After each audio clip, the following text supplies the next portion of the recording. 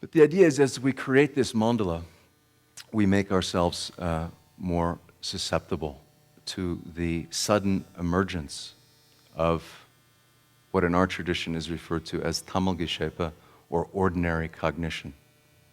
Ordinary mind is the mind of non-duality that is pointed at in our tradition.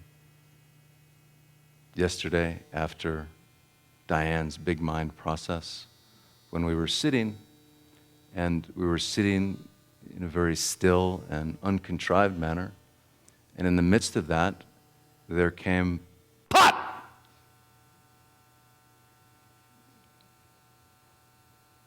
And the idea there is that what's happening is that the Guru principle is beginning to suddenly activate something which is intrinsically awake in you. One image that's given for it is that if you could imagine that my hand is the witness, and this Vajra is the various objects and appearances that we witness and make then some relationship to. At the level of gross embodiment, the relationship we make to the object is like this. The level of ego, it's like this. At the level of soul, according to the tradition, it's like this. The causal level, it gets more like this. When the witness self-liberates and the non-dual begins to become in the territory, then it's said that the mind is like that. It turns, it self-liberates, the witnessing self-liberates, and the object is completely let go. The purpose of this syllable, it's two syllables together, pat, is to help the practitioner let go of any reference point whatsoever. It's said in the tradition that you all have had this experience many times. It's said that the experience of ordinary mind, ordinary cognition, tamalgishepa, big mind, ordinary mind, occurs whenever you have an abrupt discontinuity within your egoic experience. Car accident is a very good example. Most of you probably have been in one.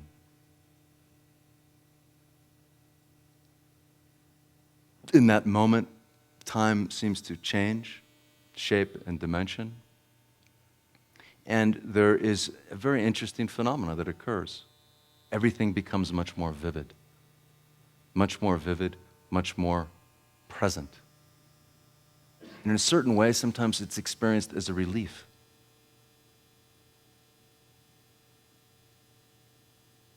Other situations where you encounter accident can bring about the same experience. Similarly, it's said in the tradition that the moment of orgasm is another moment where in your natural experience, this experience of ordinary mind is naturally available to you.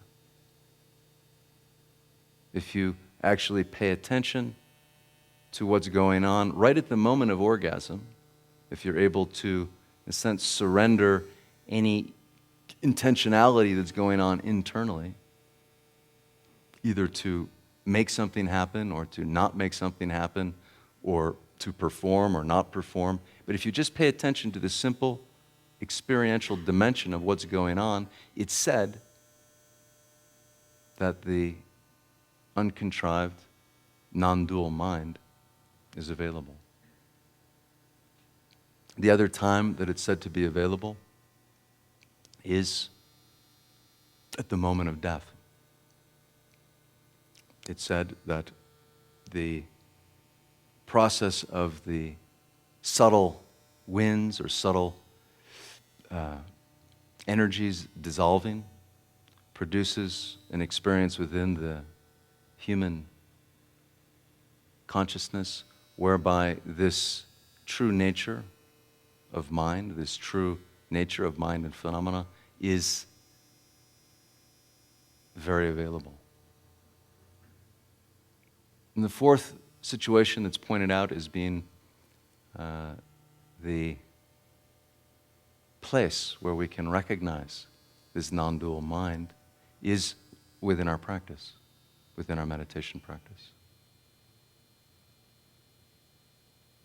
The problem with accident, orgasm, and death in an untrained mind, according to the tradition, is that because the gradual methods have not been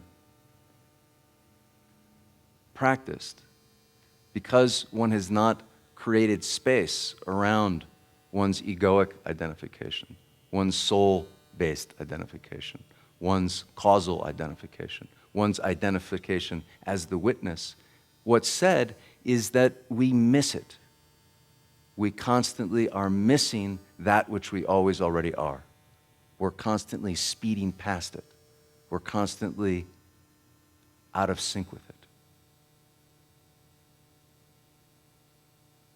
So again, the image that's used, and with this analogy, you have to visualize that these are multicolored napkins. They're supposed to be the colors of the kayas, but white is good.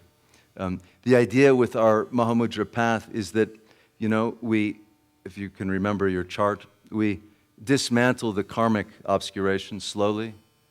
We then begin to dismantle the emotional obscurations.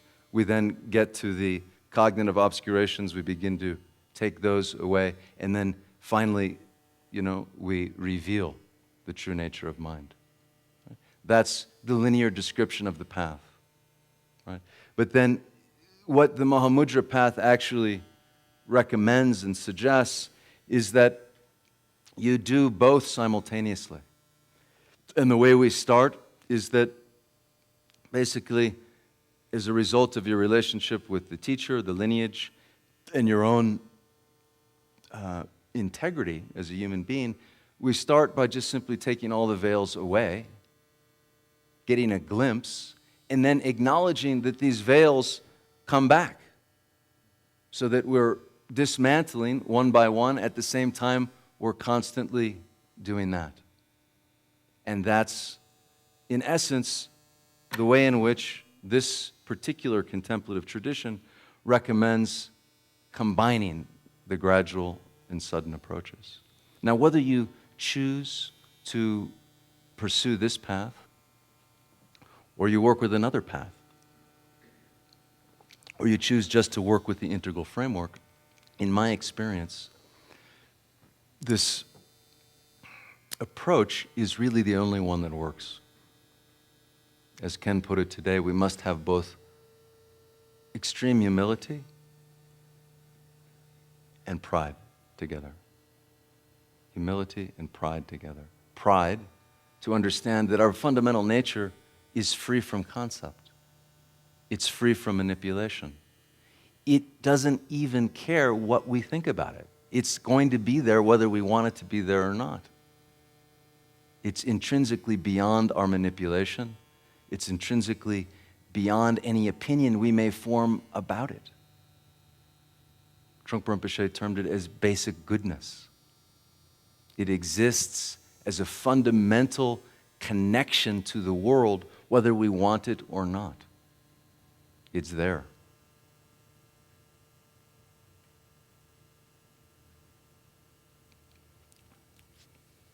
At the same time, we do our damnedest to not recognize it.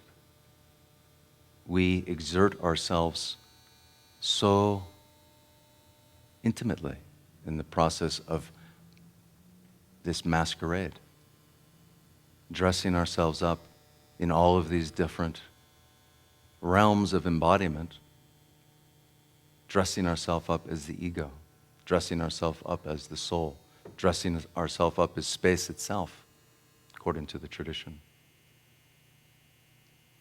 When in fact, our basic nature is always there, calling to us.